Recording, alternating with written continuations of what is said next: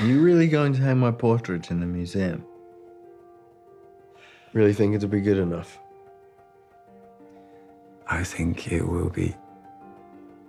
I didn't hear the word homosexual spoken aloud until I was in college. And I grew up in the 60s and came of age in the 70s. And I was the kid at home watching old movies whenever I can and watching people have love stories. And thinking that was never a world that I would ever be part of. I pity people who don't know what it feels like to be this in love. I'm so happy to be here for a conversation with the brain trust behind the beautiful movie, My Policeman. Michael, you grew up when it was still a criminal act to be gay in Britain. Well, I was born into an England where the law was still the law as it is in the film. So it spoke to me in that respect. And it also spoke to me because to go from the de-legislation that happened in 1967 right the way through to where we are now in 2022 is an incredible journey. Patrick is a homosexual.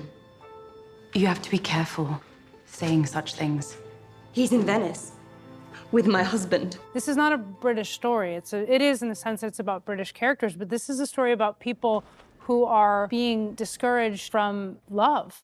Hopefully when people watch this, they start, researching this period and see how much has changed and how grateful we should be. And also, what it would look like if we went back and the consequences of that time. I'd like to think that the film is part of a debate at the moment that's needed.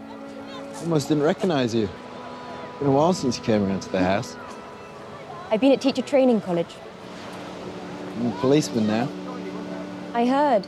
Robbie, my understanding is that you found this novel by Bethan Roberts, and it really meant so much to you. I found it at a time when I was deciding if I was going to continue playing football, soccer, or if I was going to come out and tell people. And it was maybe the third or fourth time I was reading it, and Greg literally was like, "What is that?" And I started talking about it, and he just snatched it out of my hand. And I think he went and lay down on the bed and read it on the weekend, and he was like, "This is incredible. This is a story that we should tell." It really reminded me tremendously of a couple of films that were pivotal to me when I was growing up. Her writing just sort of drew me back, and so I finished it, and I said to Rob, I think this is a movie. First thing we knew we needed was just a great writer. I spent 3 or 4 days with Bethan in Brighton, actually, and we went to all the places where she had written the scenes or thought of the scenes and set them, and she showed me where she thought Patrick would live, and we went to the pier. So we actually talked about the scenes in the book, the locations where they were, and I think it really informed the script. Yeah, I read it and just fell in love with it immediately. It really made me reflect on my life, my experiences, the experiences of previous generations. Hello. Here I am, just as promised. Tom, help me with all of this, would you? Patrick. I promised to cook you a fabulous wedding feast. Michael, how did you make sure that your trios of actors from each time period were good matches, given, I'm sure, what were COVID restrictions during the casting period? I think you can feel something on a meeting, even when it's not in person. You just know when things are right. And all of those meetings were right. Actually, we met Harry in person. Yeah. He turned up at my office in London. He had a copy of the book in his pocket. When he went outside, he was snapped, and the book cover started to go a bit viral and just took off. I do remember, though, the scene where Emma and Harry kiss outside of that bar, and it was pouring, and 100 yards away, there's an army of fans. It was pretty impressive. I think Venice for us, though, was a surprise, because there was all the schoolgirls came out in Venice for him, and it was just insane, wasn't it? And the screaming, so we had to keep trying to push them back. So we had more issues in Venice, actually, than in the UK. Now that's a good painting. In fact, it's a masterpiece. When you watch this film, what are you most proud of? That we really believed in a story and never gave up on it.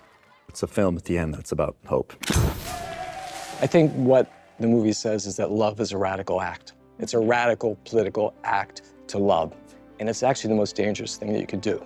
But not just because of your rights, but because love is scary. And we made a movie, I think, that embraces that.